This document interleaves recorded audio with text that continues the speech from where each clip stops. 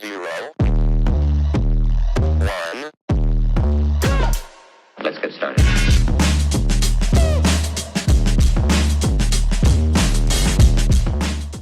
Welcome back to the Reinvention Room. I'm so glad you're here with me today because I want to talk about something that's been sitting on my chest for a while, and I think a lot of you are going to feel this one. Let me ask you something before we even get started. Have you ever noticed how some of the most popular motivational questions sound amazing? And they are amazing, but they can also feel a little different depending on where you're standing in life. You know the ones I mean, right? If money wasn't an issue, what would you do? How big would you dream if you knew you couldn't fail? And I want to be honest with you about something. I love those questions. Okay? I really do. Dreaming big matters. Visualizing your future matters. I'm not here to take anything away from that. And I'm not here to talk down about anyone who teaches on motivation or mindset because that message has changed lives, including mine. But I want to offer something alongside of it today, a different angle. Because for a lot of us, in certain seasons of life, those big dream questions can feel a little far away from where we're actually standing. And I think there's room for both the big dream and the very next step. So, if I sat here and told you my dream was to travel to Italy, take a luxury cruise through Europe, build a beautiful home, have real financial freedom, and spend life with someone who truly loves me the way that I deserve to be loved. That feels good to say out loud, right? It really does. Woo. But then what? I'm still sitting right here. I'm still, I still have responsibilities waiting on me. I still have to pay bills. I still have work tomorrow morning, whether I dream big tonight or not. So, here's what I keep coming back to. Dreaming shows us where we're headed, but somebody has to talk about the part in between. The part where we're still standing exactly where we started, holding this beautiful picture of our future, wondering how to actually walk into it. That's the piece I want to add to the conversation today. Here's something I've come to realize, and once you see it, you can't unsee it. For a lot of us, dreaming big isn't actually the missing piece. We've already done that part. We know what we want. We want peace. We want freedom. We want enough money where we're not doing mental math every time we're standing in the checkout line. We want relationships that actually feel good, not ones constantly managing or the ones that we're constantly surviving. We want experiences, not just survival mode on repeat. Most of us aren't confused about what happiness looks like. We know. I know. You know. So maybe the dream was never the hard part. Maybe the hard part is figuring out how to actually get there from where we're standing right now. And that's what I want to spend time today. I want to spend time talking about that. Not instead of the big dream, but right alongside it. Can I paint a picture? Because this is what came to mind for me, and I think you'll relate to it. Window shopping. You know the feeling you're walking down the street and you pass this beautiful store window and everything in it is gorgeous. It's everything you've ever wanted. You stop walking, you stand there, you admire it. Maybe even close your eyes for a second and imagine yourself wearing it, owning it, living in it. And then reality taps you on the shoulder. You check your bank account and you keep walking. That's just how it feels sometimes when we picture our biggest dreams, visualizing them, feeling them, believing in them. That's all real and it all matters. And I still want to ask gently, what comes after that visualizing? What's the bridge between seeing it and living it? Because the vision gives us direction, right? But somewhere along the way, we also need action to meet it. Not one instead of the other, both together. And here's something else I want to talk about because I think it messes with our heads more than we realize. We love a good success story, don't we? We see somebody make millions online. We hear they started with nothing. And our brain does this little shortcut where we think, oh, they just stumbled into it, right? Right place, right time. Must be nice. But that's almost never the whole story. What we're seeing is the highlight reel. That's it. That's all we ever see. We don't see the hundreds of videos nobody watched. We don't see the ideas that flopped. We don't see the rejection or the silence. That's even harder than rejection. We don't see the nights they laid in bed questioning if they're on the right track. We don't see the months, sometimes years, where the bank account didn't move an inch. Success has a funny way of making the past look obvious in hindsight. Like, of course, that worked. Look how clean the story is.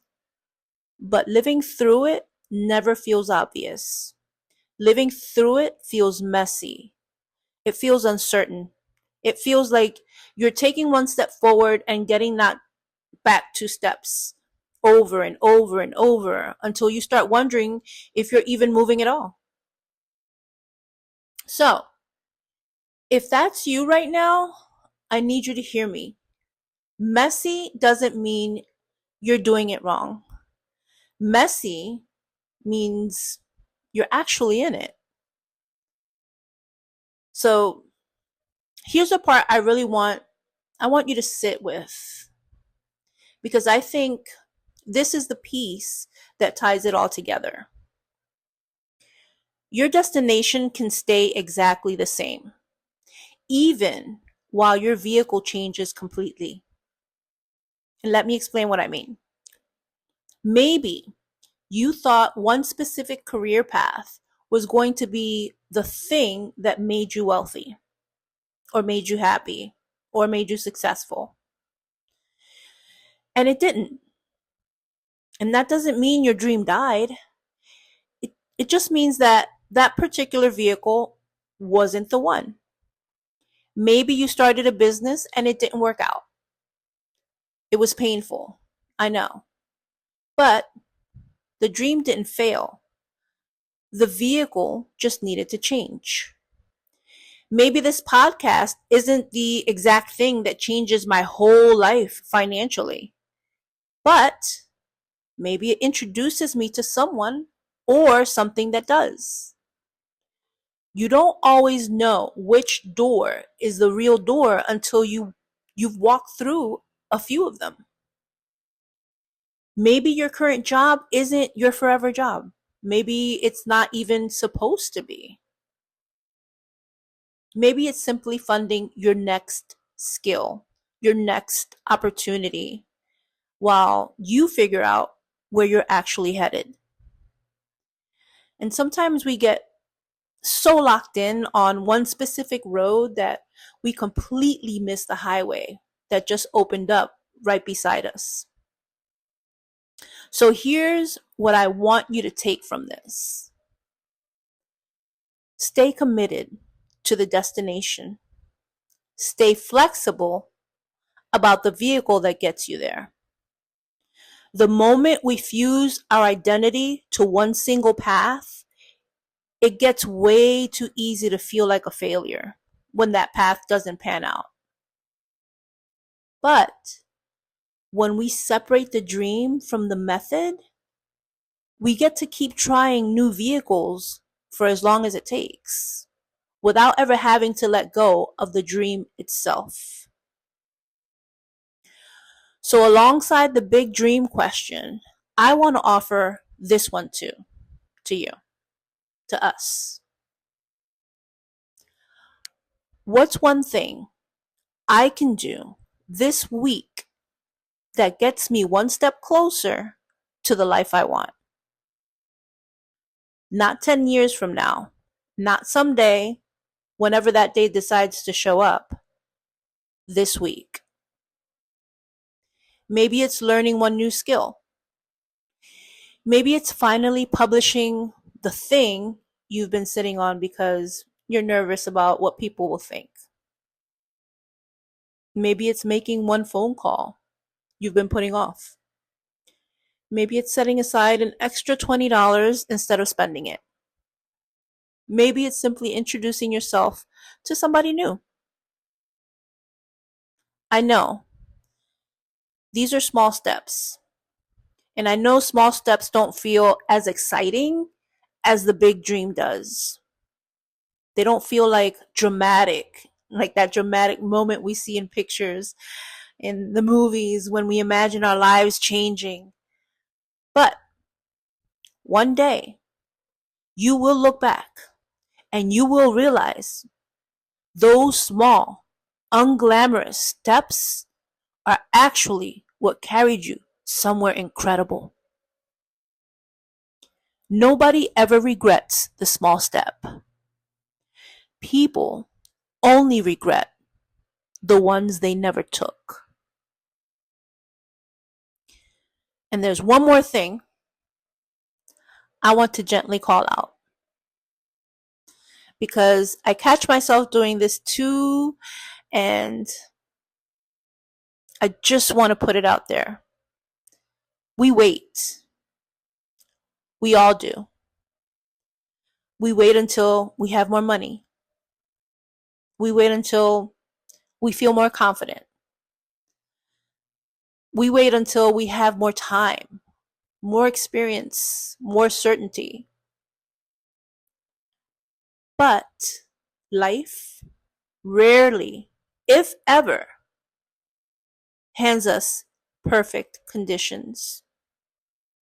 That perfect moment we're waiting for usually doesn't arrive wrapped in a bow. The people who eventually get where they're going aren't always the smartest people in the room. Sometimes they're simply the ones who kept moving. Not because they had it all figured out. Not because they knew exactly where the next turn would take them. But because they understood one simple truth. Standing still keeps us exactly where we are. If we don't love where we're standing, staying still isn't neutral. Staying still is a decision. So no, I'm not telling you to stop dreaming. Please don't hear that from me today. Dream as big as you want. Dream bigger than you think reasonable. That part of the journey matters, and I mean that. What I am saying is that the dream and the next move, they work together. One isn't more important than the other. They need each other. Your dream shows you where you're headed. Your next move is what actually gets you there. And maybe the goal was never choosing between the two. Maybe it was learning how to hold on to the big vision while still taking care of the very next step in front of us. So, here's what I want to leave with you today. Keep dreaming about what you do if money weren't an issue. Keep imagining what you do if you couldn't fail. And then right alongside that, ask yourself this too. What's my next move? Because your future isn't going to be built by one giant leap alone. It's going to be built by the dream you're holding on to and the next decision you make after this episode ends. Thank you for spending time with me in the Reinvention Room. If this conversation added something to the way you think, share it with someone who's ready to dream big and take real steps toward it. And remember, fall in love with your life. And I'll see you the next time in the Reinvention Room. 0, 1. Let's get started.